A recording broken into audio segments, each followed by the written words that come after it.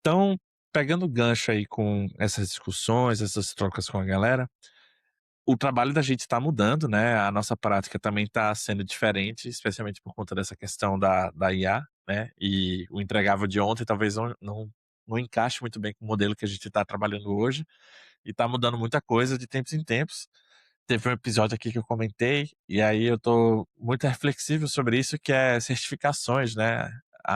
O Claudinho agora tem a sua certificação que vale 6 meses. Então as coisas estão mudando muito rápido, né. E aí, você que tem uma base muito forte em roteiro, voz, né, essa parte de construção para canais mais clássicos, né, da voz, a URA, por assim dizer. Como é que você vê a mudança do craft do designer, né, que mudou agora da talvez esse trabalho de pensar em todos esses artefatos, agora para pensar mais na estrutura que essa conversa vai acontecer, ou como ela pode interagir, né, com o modelo de IA. E aí também eu queria fazer uma cena pro seu momento agora, né, que você está indo para a parte mais de dados conversacionais, né. O que a galera pode olhar para essa nova estrutura que você está olhando agora? Legal, acho que o craft sempre foi importante para quem trabalha com experiência, né, com design, porque o tema fica quente, assim como outros temas em UX, né, esquente, esfria. E eu vejo, assim, que chegou o momento de quem não domina, começar a dominar, e quem esqueceu que trabalha com isso lembrar, de associar o craft com a arquitetura da informação. Digo muito isso porque, como você falou, agora é o momento da estrutura, né.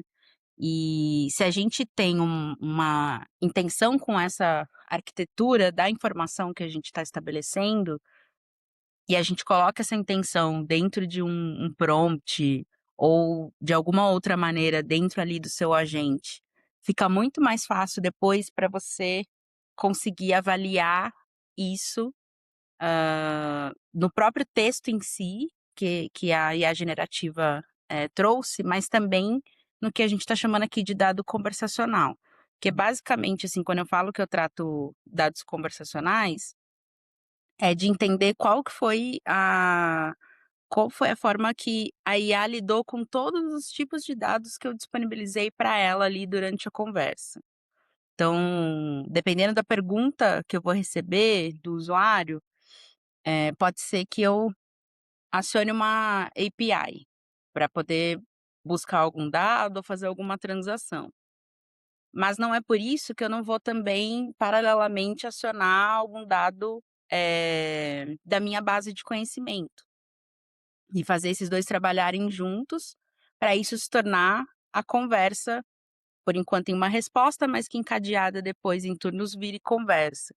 Então, hoje como pelo menos dependendo do produto que você trabalha, né, mas no produto que eu trabalho, que é interno, a pessoa consegue fazer uma avaliação como se fosse o ChatGPT, né, com um joinha lá, o thumbs up, thumbs down, like, dislike, como você quiser chamar, aquilo vira um dado da conversa para mim.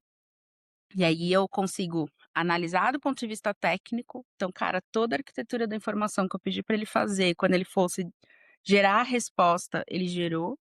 Eu consigo avaliar do ponto de vista de conteúdo, falar assim: "Tá completo, tá correto". Todos os atributos ali que eu defini, e também do ponto de vista do usuário com essa avaliação, falar assim: "E ele ainda me deu like, e ele ainda, engajou na conversa e agradeceu, e pediu para reformular", porque tem alguns usuários no meu produto que é assim, ele pergunta, aí o meu agente responde, e aí ele fala: "Ah, reformula agora porque eu tenho essa intenção assim, assim", e aí ele reformula, ele não faz outra pergunta.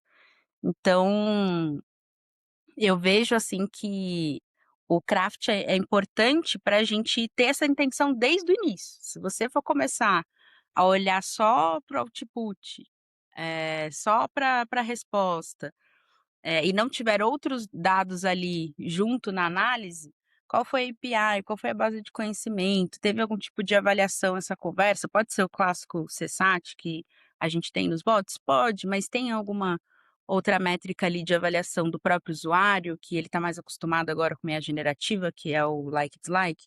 a gente coloca ali no meio. Então, aí eu acho que a gente dá mais sentido para o craft, porque todos esses insights depois voltam para o craft. Então, agora a gente tem que melhorar então o prompt por causa disso aqui.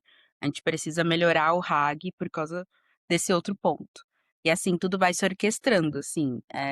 E hoje, assim, você não precisa fazer pedir para alguém criar um agente para você, um cientista de dados, seja quem for, para você ter ali como homologação, sabe. Você consegue entrar numa interface lá da sua empresa e, com linguagem natural, criar um agente, e é nele que você vai entendendo o quanto seu craft tá funcionando, para depois passar mesmo com uma persona numa pesquisa, se você puder. É nesse nível que a gente chegou, assim, de conseguir estabelecer, conversas, por exemplo, subir uma base de conversa real e falar assim: "Cara, a partir dessa base de conversa, tô criando aqui uma persona de usuário sintética, essas são as perguntas, responde elas para mim pensando na base de conhecimento", e aí você tá lá estruturando o prompt para chegar nesse craft, às vezes já conversacional, não só no nível de arquitetura da informação dentro do prompt.